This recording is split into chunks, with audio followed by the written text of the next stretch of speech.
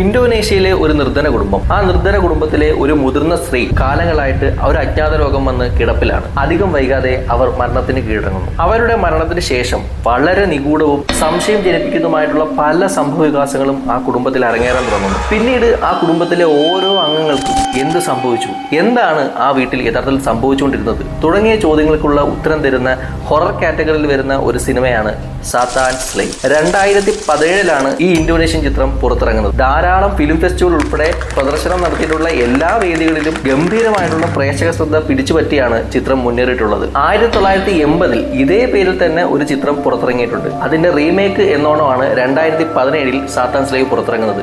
ശേഷം 2022 ഇതിന്റെ മറ്റൊരു ഭാഗം കൂടി റിലീസ് ചെയ്യപ്പെട്ടിട്ടുണ്ട്. അങ്ങനെ ആകെ ഈ സീരീസിൽ 3 ചിത്രങ്ങളാണ് ആകെ പുറത്തിറങ്ങിയിട്ടുള്ളത്. സാധാരണ ഹൊറർ സിനിമയിലേതുപോലെ പ്രേതത്തിന്റെ ഫ്ലാഷ് ബാക്ക് ഒന്നും അധികം സിനിമ കോൺസെൻട്രേറ്റ് ചെയ്യുന്നില്ല. സാത്താൻ സേവയാണ് പ്രധാനമായിട്ടും ചിത്രം ചർച്ച ചെയ്യുന്ന പ്രമേയം. സാധാരണ പ്രേത സിനിമയിലേതുപോലെയുള്ള ജംസ്കെയർ സീൻസും അല്ലെങ്കിൽ ഭയങ്കരമായിട്ടുള്ള നിശബ്ദത, അതിനുശേഷമുള്ളൊരു വലിയ പൊട്ടിത്തെറി, അപ്പോൾ കണ്ടുകൊണ്ടിരിക്കുന്ന പ്രേക്ഷകരെ മൊത്തത്തിൽ ഒന്ന് പേടിപ്പിക്കാൻ തുടങ്ങിയിട്ടുള്ള പരിപാടികളെല്ലാം സിനിമയിലുണ്ടെങ്കിലും മൊത്തത്തിൽ വാച്ചബിൾ ആയിട്ടുള്ള ഒരു മൂവി ലിസ്റ്റിൽ ഉൾപ്പെടുത്താവുന്ന സിനിമ തന്നെയാണ് സാത്താൻസ് സ്ലേ. ഇതൊരു ഹൊറർ സിനിമയായതുകൊണ്ട് തന്നെ ശബ്ദത്തിന് വളരെയധികം പ്രാധാന്യം നൽകി തന്നെയാണ് ഈ ചിത്രത്തിന്റെ സംവിധായകൻ ചിത്രം ഒരുക്കിയിട്ടുള്ളത്. പ്രത്യേകിച്ച് ഈ സിനിമയിൽ ഉടനീളം കേൾക്കുന്ന ഒരു മണിയുടെ ശബ്ദമുണ്ട്. ആ മണിയുടെ ശബ്ദം കേൾക്കുമ്പോൾ ഉണ്ടാകുന്ന ഒരു ഹൊറർ മൂവ്മെന്റ്, അതാണ് ഈ സിനിമയുടെ ഒരു പ്രധാനപ്പെട്ട ഘടകമായിട്ട് അല്ലെങ്കിൽ ഒരു ഹൊറർ എലമെൻ്റായിട്ട് എനിക്ക് തോന്നിയത്. എപ്പോഴൊക്കെ ആ മണിശബ്ദം കേൾക്കുന്നു അപ്പോഴൊക്കെ എന്തൊക്കെയോ പേടിക്കാനായിട്ട് സംഭവിക്കാൻ പോകുന്നു, അല്ലെങ്കിൽ എന്തൊക്കെയോ അസ്വാഭാവികമായിട്ടുള്ള എന്തൊക്കെയോ സിനിമയിൽ സംഭവിക്കാൻ പോകുന്നു എന്നൊരു തോന്നൽ പ്രേക്ഷകരിലേക്ക് കൊണ്ടുവരാൻ സംവിധായകന് സാധിച്ചിട്ടുണ്ട്. ചിത്രത്തിലെ മറ്റൊരു പ്ലസ് പോയിന്റ് ആയിട്ട് എനിക്ക് തോന്നിയത് ഇതിൽ അഭിനയിച്ചിരിക്കുന്ന ബാലതാരങ്ങളുടെ പെർഫോമൻസ് ആണ്. എസ്പെഷ്യലി സെക്കൻഡ് ഹാഫിലേക്ക് വരുമ്പോഴത്തേക്കും ഒരു ഊമയായിട്ടുള്ള ഒരു കുട്ടി ഇതിനകത്ത് പെർഫോം ചെയ്തിട്ടുണ്ട്. ഈ എക്സെപ്ഷണൽ പെർഫോമൻസ് എടുത്തു പറയേണ്ട ഒരു പെർഫോമൻസ് തന്നെയാണ് ആ ഒരു ബാലതാരത്തിൻ്റെത്. ഊമയായിട്ടുള്ള ആ ഒരു ബാലതാരത്തിൻ്റെ പെർഫോമൻസ് തന്നെയാണ് ഈ സിനിമയുടെ ഒരു പെർഫോമൻസ് കാറ്റഗറി വരുമ്പോഴത്തേക്കും ദി ബെസ്റ്റ് ആയിട്ട് എനിക്ക് തോന്നിയിട്ടുള്ളത്. തരക്കേടില്ലാതെ കണ്ടിരിക്കാവുന്ന ഒരു പ്രേത സിനിമയായിട്ടാണ് ഇത് തോന്നിയെങ്കിലും ഇതിലെ പ്രേതത്തെ കാണിച്ചൊരു മൊമെന്റ് തൊട്ടാണ് ഈ സിനിമ ഒരു അല്പം കോമഡി ആയിട്ട് എനിക്ക് തോന്നിയത്.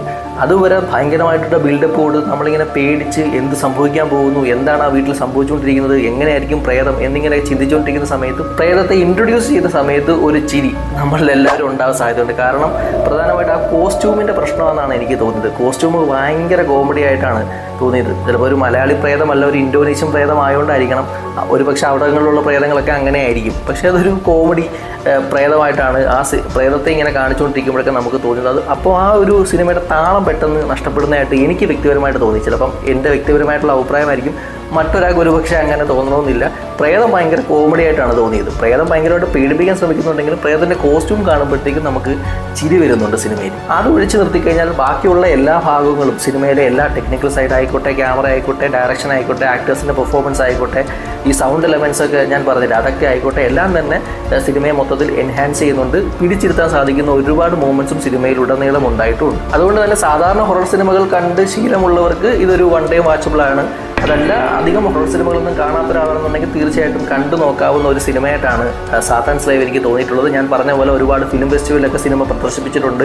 കേരളത്തിലെ ഫിലിം ഫെസ്റ്റിവലൊക്കെ ഇതിൻ്റെ 2022 സാത്താൻസ് സ്ലേവിന് ഭയങ്കരമായിട്ടുള്ള ആൾക്കൂട്ടം വന്നതും അത് വാർത്തയതൊക്കെ എനിക്ക് ഓർമ്മയുണ്ട്. 2022 പുറത്തിറങ്ങിയിട്ടുള്ള ഇതിൻ്റെ വേർഷനും ഒന്ന് കണ്ടു നോക്കാവുന്നതാണ്. മൊത്തത്തിൽ ഒരു നല്ല ഹൊറർ സിനിമ കണ്ട ഒരു ഫീൽ, ഒരു വാച്ചബിൾ ആയിട്ടുള്ള ഹൊറർ സിനിമ കണ്ടിട്ടുള്ള ഫീൽ തന്നിട്ടുള്ള സിനിമയാണ് സാത്താൻസ് സ്ലേ. കാണാൻ താല്പര്യമുള്ളവരൊക്കെ ഒന്ന് കണ്ടു നോക്കുക. മറ്റൊരു സിനിമയുടെ വിശേഷങ്ങളുമായി അബ്സല്യൂട്ട് സിനിമ വീണ്ടും എത്തും വരെ, this is me Roy signing off. You are watching absolute cinema.